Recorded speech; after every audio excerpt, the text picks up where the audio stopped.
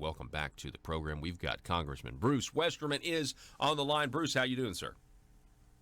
Great, Paul. Good to be with you today on Johnny Cash Friday. Yes, sir. It's always a pleasure to have you.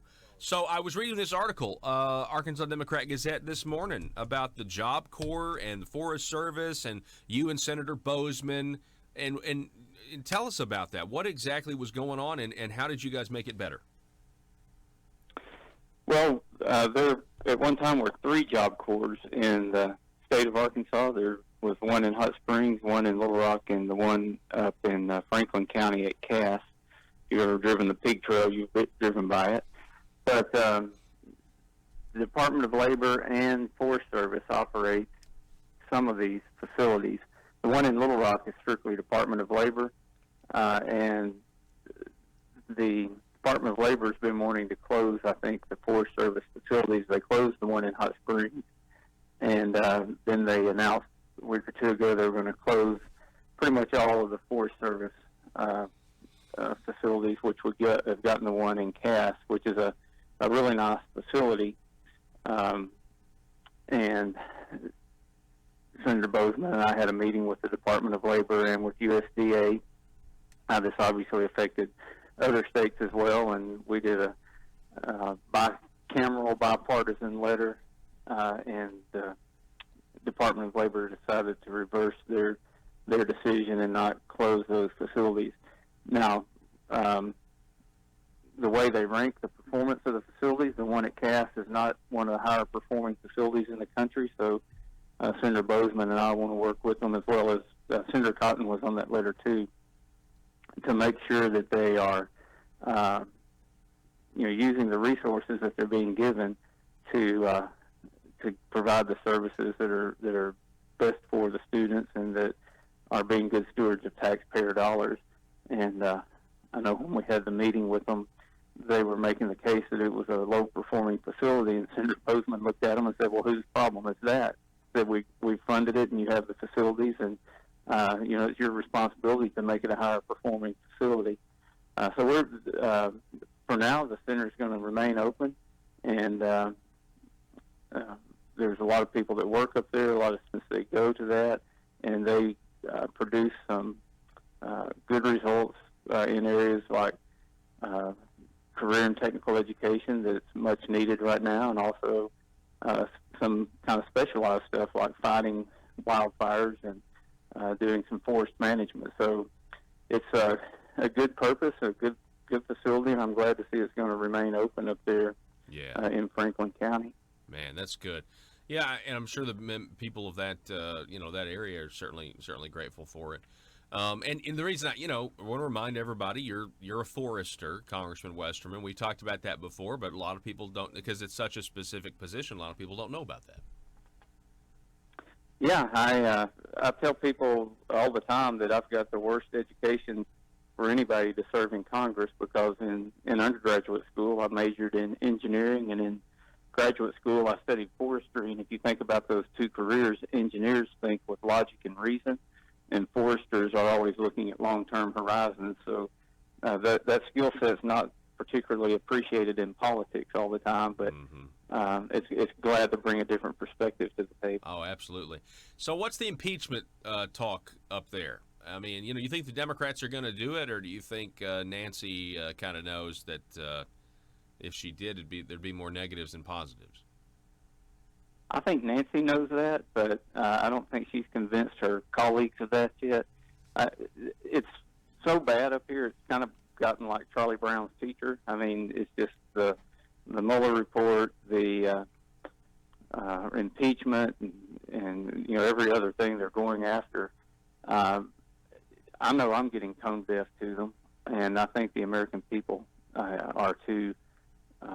It's just, I don't know why they won't move on to working on policy that's actually good for the country. They've been doing some appropriation bills, but we have no budget, so there's no top number for them to write to. So you can imagine what a Democrat with a pen to write appropriation bills for spending when there's no cap on how much they can spend. So these bills are not going anywhere in the Senate, but they're trying to make political statements with them. It's really, when you're here where I am, seeing it from this side, it can be frustrating, but I also know that there are better days ahead, and that the American people are seeing that there is a difference between free enterprise and capitalism and socialism and big government, and that's being prominently displayed with some of these policies that are being pushed. You got all of these Democrats that are running against each other in the primary, and they are, beginning to kind of let their claws out and start devouring each other a little bit with, Joe Biden and that sort of thing. But, do you think that the left is going to be able to resist the urge to nominate someone that's very, more pure, that passes their ideological test of socialism, like an Elizabeth Warren or like a Bernie Sanders, versus somebody like a Joe Biden that I still think is easily beatable, but, is kind of, at least presents himself as somebody who's middle of the road, but, he's pretty radical himself as well. I mean, do you think they're going to nominate somebody who's far left? I don't think they have a choice, because literally everybody they have in the race, including Joe Biden, is far left. There's just there's far left, and then there's so far left you can't even see them out there. And it wasn't that long ago that Biden was considered far left, and radical. He was Obama's vice president, for goodness sake, and now he's the moderated one, and Nancy Pelosi is the voice of reason in their party. Wow, that's where we've gotten to in this. That's a really good point. Nancy Pelosi is the voice of reason. We're talking with Congressman Bruce Westerman, and he is from District 4, and that's in part of our listening area. So do you think, and I know I've asked you this, I think I asked you this last month when you were on the program, but do the Republicans think that they have the ability to take back the House of Representatives in 2020? Oh, absolutely. Absolutely. We've got a seat that's in North Carolina. There's a race coming up in September, and I think that's going to give us 200 seats in the House. And that means we've only got to win 18 more. And there were about 40 seats that were decided just between a couple of percentage points in the last election. I think I saw a statistic. I think it's 30 or 40 seats that the total margin of victory was, on either side was 80,000 votes. So that's how close it was last time. And then there were all those seats in California that we won on election night, and they, with their new California voting laws, they kept bringing ballots in and counting ballots for 2 or 3 weeks until they counted enough for the Democrats to win, and then called the election. And they're trying to spread that kind of policy all across the country. Obama and Eric Holder are trying to do it in Arkansas. They're trying to use our ballot initiative system to do that. Got that lawyer down in Little Rock that writes those ballot initiatives. So I haven't heard this. So you're saying David Couch is coordinating with Eric Holder and Obama to put something on our ballot to change our election laws? Yeah, that's happening all over the country, and they're targeting every state where they think they've got a chance to influence the way elections are done. And what they're doing in Arkansas is trying to do it through redistricting. Oh, and right. The irony is a Republican has never drawn a congressional district or a state senate or state house district. I don't believe in the history of the state. The only time you might could argue was during Reconstruction, but those really weren't even Republicans. They were carpetbaggers and scallywags, as they were called. But at least over 140 years since that's happened. But all of a sudden we've got a problem with it in the state. Right. So just to remind everybody, what we have here is the the districts are redrawn by who are they redrawn by now? The governor has a say, Secretary of State say. Basically, people who are Republicans have a say in this, and we now have a movement that says no, we don't want Republican officials to redraw the districts because every 10 years you get to do this after the census, but now we want some committee to do it. And it's really, I think, to try to make sure that the Democrats still have a fighting chance.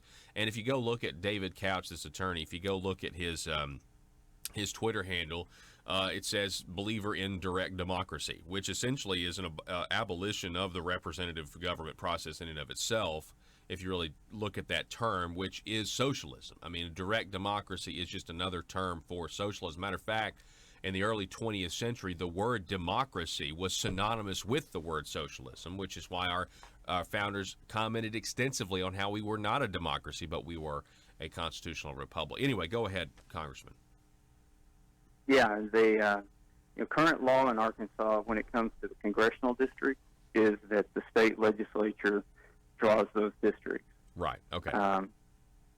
When it comes to state house and state senate districts, the governor, the attorney general, and the secretary of state draw those districts.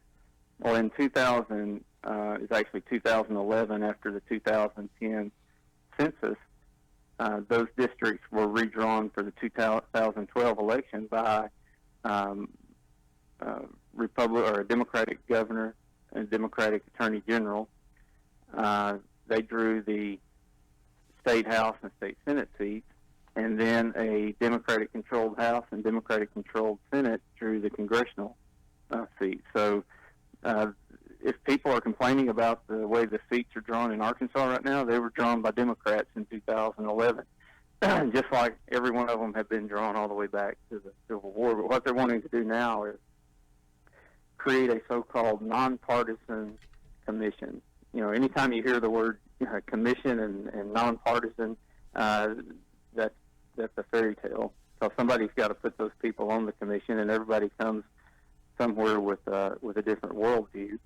And to think that you're going to create a nonpartisan commission, what it's doing is just giving Democrats an opportunity to get control of the pen again and try to draw districts. On the federal level, I'm not sure how they could redraw districts to hurt Republicans on the federal level at this time.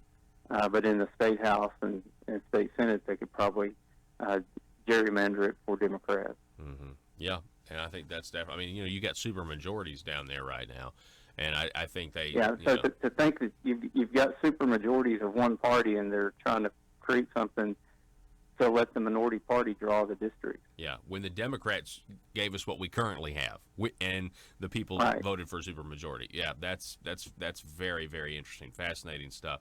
Well, yeah, and I now that you say that, I remember it. Real quick on that, the Democrat Party, they're now, you got states now saying that the Electoral College is meaningless, and I was like, I thought the Democrats were for minority rights. Apparently not when it comes to the Electoral College.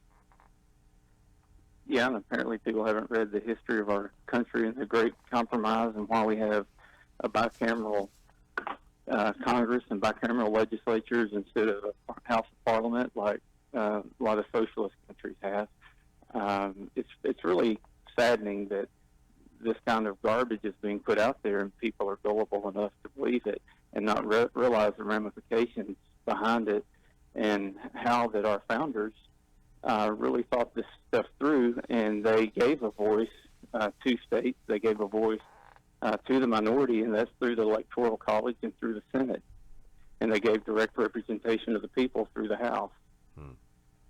Congressman Bruce Westerman, it's always great to have you on, my friend, and appreciate the work that you're doing, and we'll do it again very soon. All right, Paul, you have a great weekend. Thank you. Congressman Bruce Westerman, everybody. Hope he has a great weekend. Hope you have a great weekend.